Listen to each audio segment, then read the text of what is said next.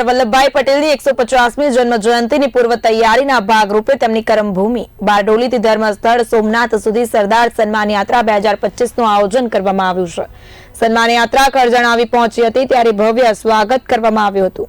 કરજણ ખાતે ધારાસભ્ય અક્ષય પટેલે આવેલ યાત્રામાં સરદાર પટેલની પ્રતિમાને ફૂલહાર પહેરાવીને સ્વાગત કર્યું।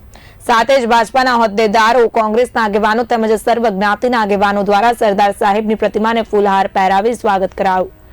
યાત્રા ગુજરાતના વિવિધ જિલ્લામાંથી પસાર થઈ 22ના રોજ સોમનાથ ખાતે પૂર્ણ થશે। જય સરદાર।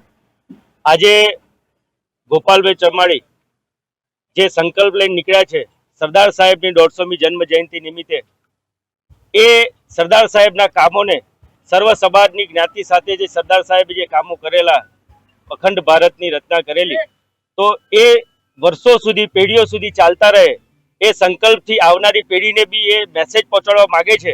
તો એ સરદાર સાહેબની જન્મ જયંતિ નિમિત્તે સરદાર સન્માન યાત્રાનું આયોજન કર્યું છે। આજે વડોદરા જિલ્લાની અંદર એમનું આગમન થઈ રહ્યું છે, ત્યારે સરદાર પટેલ સેવાદળ એસપીજી ગ્રુપની આખી કમિટી અને દરેક સમાજના આગેવાનો, દરેક સમાજના ભાઈઓ આજે અમારી સાથે જોડાઈને સરદાર સાહેબની સન્માન યાત્રાને ભવ્યથી ભવ્ય રીતે અમે સ્વાગત કરીએ છીએ।